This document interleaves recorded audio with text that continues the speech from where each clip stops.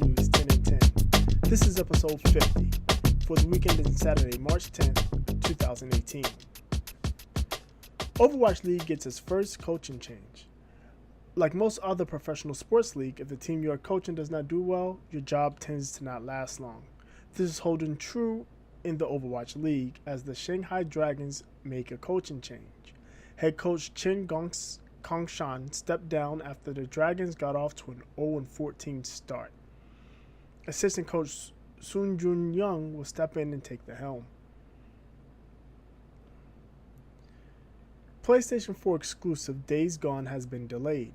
The open-world zombie game was originally slated to release sometime this year. The game has been pushed back to 2019. The 2019 is general, and there's no mention of when in 2019 the game will be released. UbiSoft announced updated rules to curb hate speech in Rainbow Six Siege.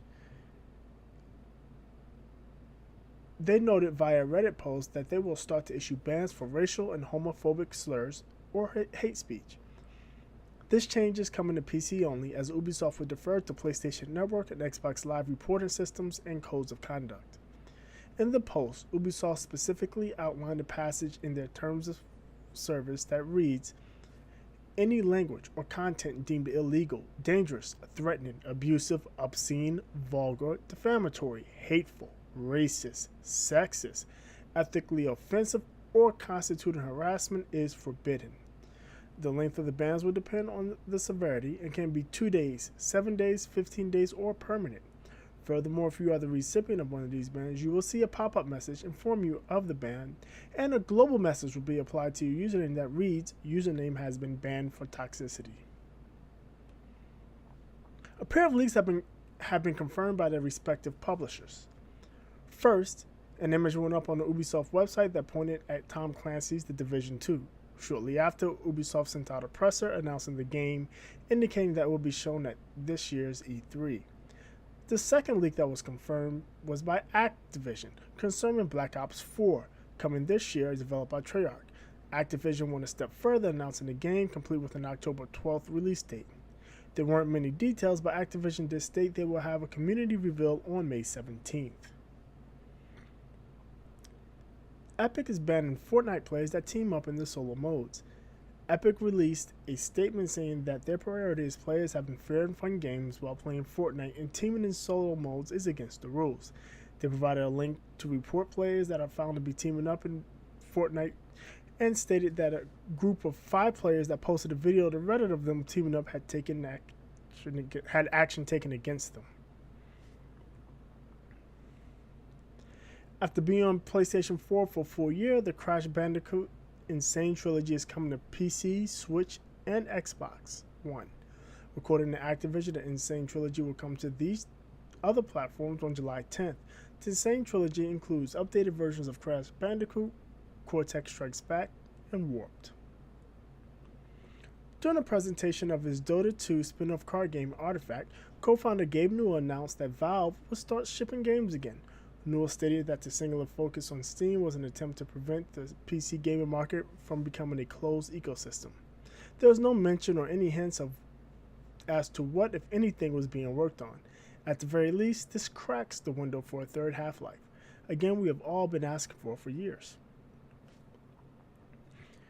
Epic Games is bringing Fortnite to the Android and iOS mobile platforms. In addition, Fortnite will be crossplay compatible, with players from PC, PlayStation 4, Android, and iOS all being able to play against one another. Xbox players have been left out in the cold. In an announcement on their website, Epic Games indicates they partnered with Sony to bring crossplay between PC, PlayStation 4, Android, and iOS.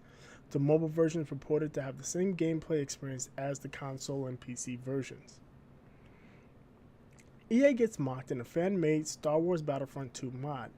During the height of the loot box debacle that consumed Star Wars Battlefront 2, the community team posted what is now the most downvoted comment in Reddit history that read in part, "The intent is to provide players with a sense of pride and accomplishment for unlocking different heroes." This was in response to the exorbitant time needed to unlock heroes and the large role the loot boxes had in player progress. The mod replaces the standard loot boxes with one that has pride and accomplishment emblazoned on the side.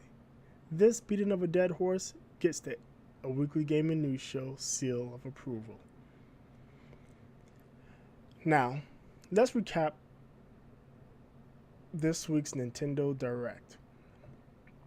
The biggest news out of the March 8th Direct is a Super Smash Bros. Game coming to the Nintendo Switch this year, and Mario Tennis getting a release date, June 22nd. Other Nintendo Switch announcements include a port of South Park, The Fractured Butthole, Okami HD, Captain Toad Treasure Tracker, Undertale, and more was announced.